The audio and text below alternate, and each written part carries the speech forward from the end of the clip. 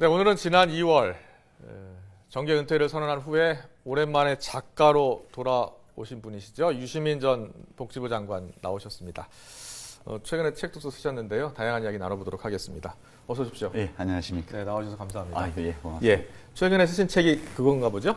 예, 이게 이번 주 월요일 날 나왔습니다. 네, 제가 못 봤습니다. 죄송합니다. 예, 아니요. 그 제가 내용은 드리고 갈게요. 감사합니다. 내용은 제가 좀 잘 이제 지면을 통해서 많이 봤는데요. 그 내용, 이 책을 써야겠다라고 생각이 드셨다. 언제 드셨습니까, 이게?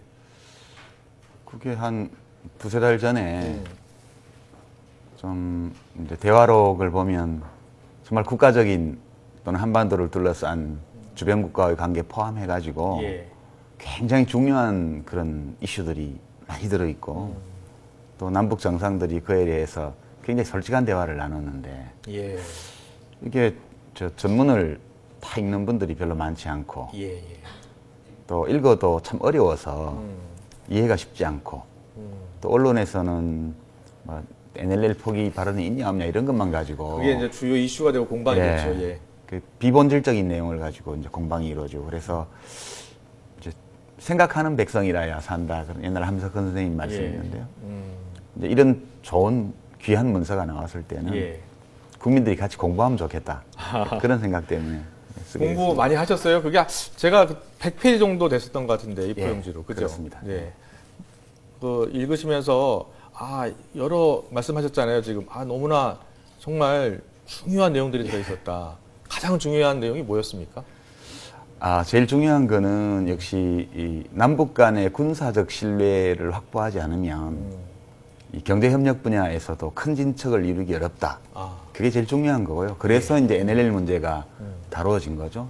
두 번째는 핵무기 개발 실험을 3차례 북이 했는데 이제 그게 어느 정도 수준의 그런 핵무기인지는 모르겠지만 그것까지 폐기하자는 게 이제 해야 된다는 게 우리 국민들의 바람이에요.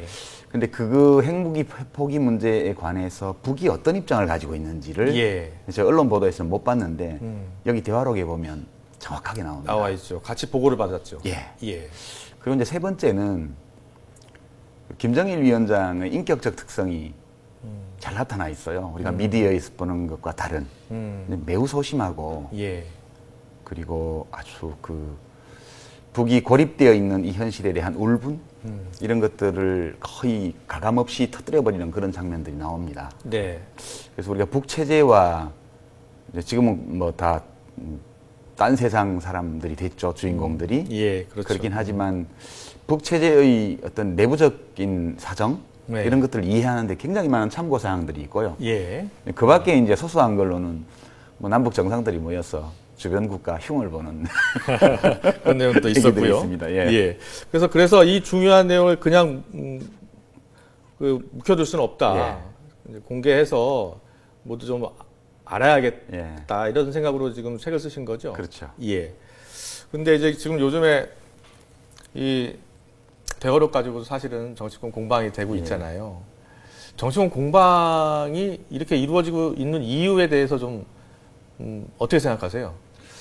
이유보다 이제 원래 이 문서는 공개가 되면 안 되죠. 이제 정상 간 대화라는 것은 우방국끼리도 그런데 이제 남북한처럼 군사 정전 상태로 60년 동안 대립해온 정상회담이기 때문에 이걸 중계방송을 한다고 그러면 그 솔직한 대화를 못 할 거예요. 일거수일투족이 전부 평가의 대상이 되기 때문에 두 정상 모두 내부 문제 때문에라도 자기가 양보를 하는 어떤 제안을 하거나 이런 거 어려울 거예요. 그래서 이제 비밀로 하는 건데 오랫동안. 근데 이게 처음에 노무현 대통령이 NLL을 포기했다.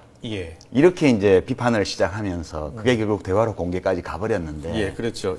확인되는 걸 보면 이 대화록 자체에서도 그렇고 그 뒤에 국방부의 문서나 또 청와대 안보실장 당시 김장수 국방장관 발언 이런 걸 보면 당시 참여정부 기본 입장은 NLL을 기점으로 한 남북 득면적 공동어로고요. 이게 이제 기본 입장이었던 게 다 확인이 됐죠.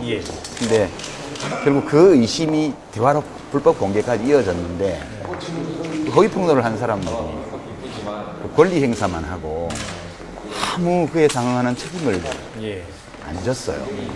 우리가 개인도 자유와 권리를 행사하는 데에는 그 결과가 가지고 오는 그것이 가져오는 결과에 대한 책임을 자기가 감당하는 이런 권리와 책임 사이에 균형이 있어야 되는데 국가 정책을 운용하고 집권당에 계시고 정부에 계신 분들이 그렇게 사실이 아닌 주장을 하면서 공개해서는 안 될 문서를 공개해놓고도 아무런 처벌을 안 받은 건 물론이고 그거에 대해서 해명을 하거나 사과를 하는 모습도 볼 수가 없죠. 국가가 이렇게 되면 좀 걱정이다. 앞으로 남북관계 어떻게 되나. 이런 걱정이 참 많아요. 사실은 지금 우리가 이게 공개되면서 이 흔히 말하는 여야뿐만이 아니라 좀 보수적으로 생각하시는 분이나 진보로 생각하시는 분에서 갈렸어요. 갈렸습니다. 그래서 같은 문장을 놓고 해석을 할 때도 서로 다르게 해석을 하는 겁니다. 가령 이런 문제예요. 그러니까 김 위원장님하고 NLL 문제에 대해서 인식을 같이 하고 있습니다. 그리고 NLL은 바꿔야 합니다. 이 부분에서 NLL은 바꿔야 합니다라고 분명히 말을 했으니까 이것은 사실상 포기한 건 아니냐라는 해석을 하는 분들도 있거든요. 그렇죠. 그러니까요. 그러니까 이건 보는 각도, 보는 시각, 또 선입관에 따라서 다르게 해석될 수 있는 거거든요. 그렇죠. 그거를 양쪽이 인정을 하면 안 되는 건가요? 그러니까 이제 이게 대학의 수능 시험에 국어가 왜 있겠습니까? 언어 영역이.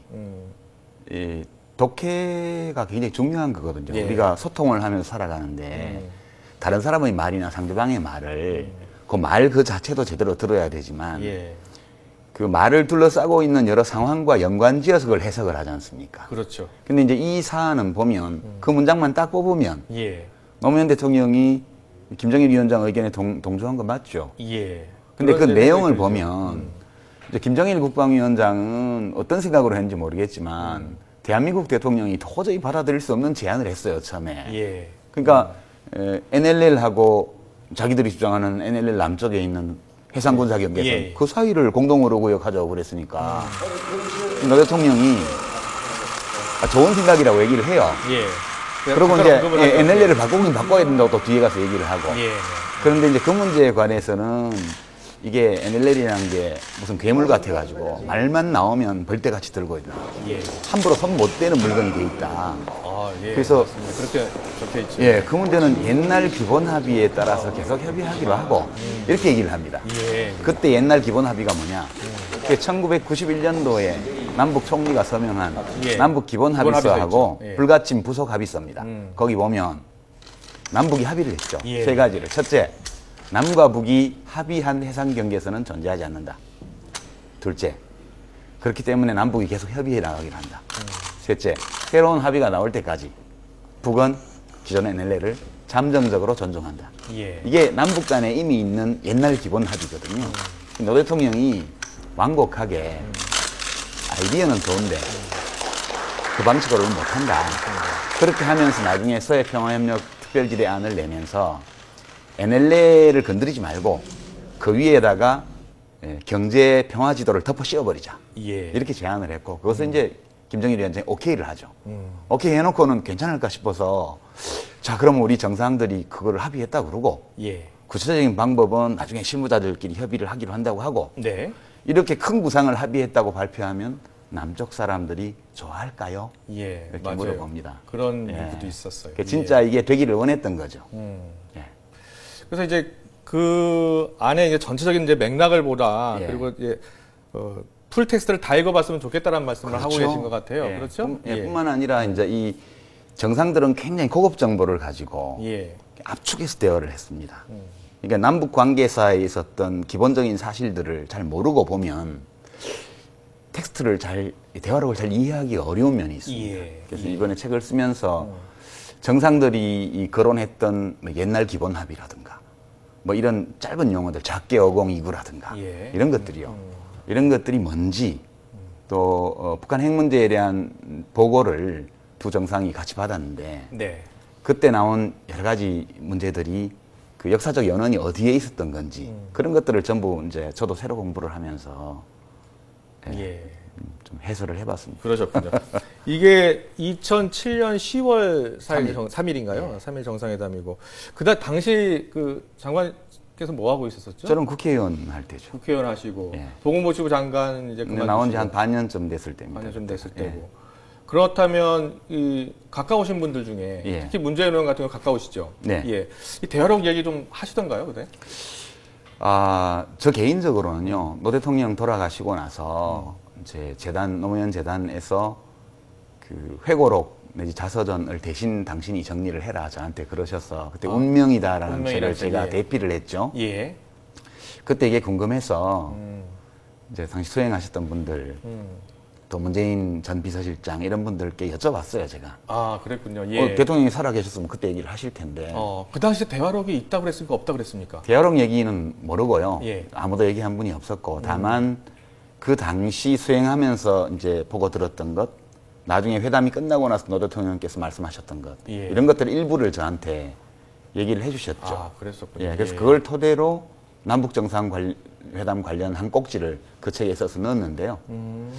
대화록은 절대 얘기 안 하더라고요, 그때. 그러니까 그 작년 대선 전에도 초반에 한 10월 때면 대화록이 없었다 그랬었거든요. 그때 이제 이재정 전 장관도 그렇게 말씀을 하셨었는데 나중에 보니까 대화록이 있는 거예요. 그렇다면 그때 대화록이 있다는 사실을 아주 소수만 알고 있었던 그렇겠죠. 걸까요? 예. 예. 저도 몰랐으니까. 그렇죠. 문재인 의원 그 당시 이제 비서실장이셨고 준비위원장이셨기 때문에 문재인 예. 의원은 대화록이 존재한다는 사실은 알고 있었을 겁니다. 알고 있었다. 예, 왜냐하면 비서실장은 웬만한 결제 라인에 온라인으로 그때 이지원해서 다 온라인 결제를 하기 때문에 예. 예. 그 대통령에게 보고 올라가는 거는 비서실장을 웬만한 것들은 다 그렇겠죠. 경영하지 않겠습니까? 예. 그렇게 본다면 알고 있었지만 그 회의록의 존재 여부 자체가 일종의 기밀 사항이었기 때문에 말씀을 안 하셨던 게 아닌가 저는 예. 그렇게 보죠. 그렇군요. 예. 그래서 문재인 의원이 워낙 확신을 해가지고 예. 최근에 이제 국가기록원 꼭 보자. 그러면 예. 사실은 이 논란이 좀 확대된 측면도 있지 않을까요? 근데 그게 참 예. 판단하기 어려운 건데 이런 거죠. 제가 지금 드러난 여러 사실을 종합해 보면 2012년 10월에서 12월 초 사이 어느 시점에서 예. 박근혜 후보 선대본의 고위 인사들이 이 대화록 전문을 입수를 했습니다. 그래서 12월 14일 날 김무성 총괄선대위원장이 부산 서면 뉴스에서 그걸 읽었죠. 본인이 읽으면서 최초로 노무현 김정일 대화록을 내가 공개하겠습니다 라고 읽었어요. 예, 예. 그리고 이제 정문원 의원이 10월 8일 날 폭로를 했을 때 정문원 의원이 본 거는 전문이 아니었죠. 그것은 예. 이제 국정원 또는 제3자가 만든 발췌본이었던 걸로 정문호 보이고요. 의원이 이제 당시 전에 청와대에 있었으니까요. 2009년도부터 예, 있었으니까요. 예. 그 통일비서관을 했는데 그때 본 게 그 일부러 허위 폭로를 하지 않았다면 정문원 의원이 본 것은 발췌록이에요. 발췌록. 그러면 10월 초까지도 정문원 의원은 전문을 보지 못했다는 얘기고 예.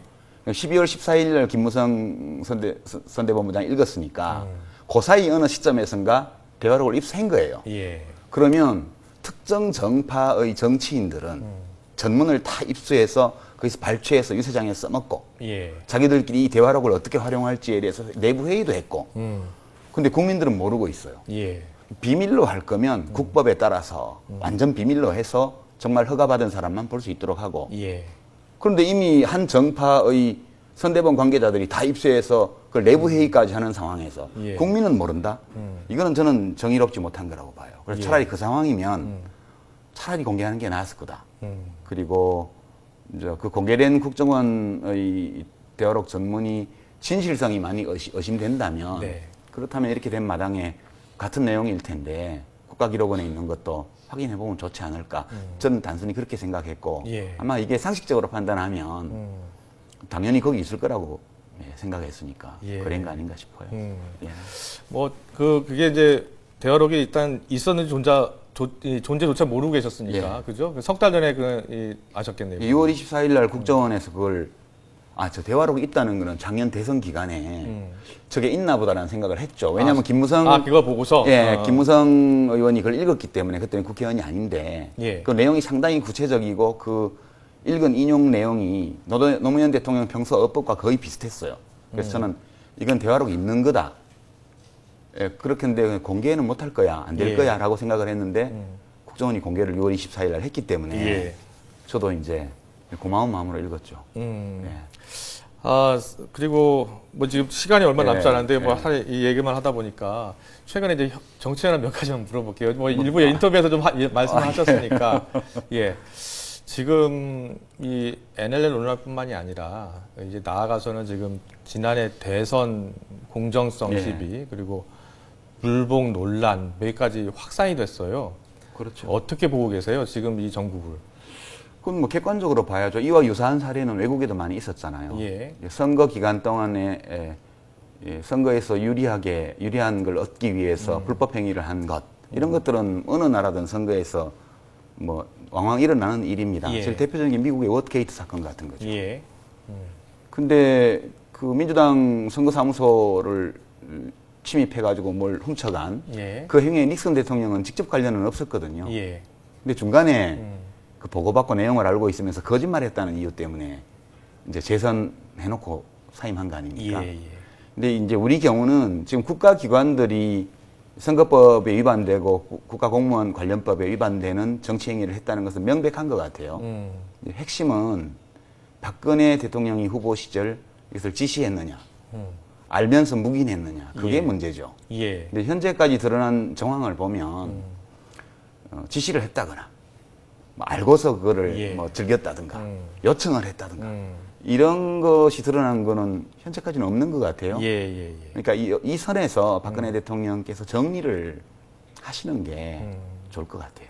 정리라면 구체적으로 어떻게 하는 게 좋겠습니까? 불법 행위가 있었으니까 최대한 대통령으로서 진상을 아무리 그것이 추악한 것일지라도 진실을 있는 그대로 국민들이 알 수 있도록 철저히 조사하고 지위고하를 막론하고 공직자로서 불법 행위를 저지른 사람에 대해서는 할 수 있는 한 최대한 음단하겠다.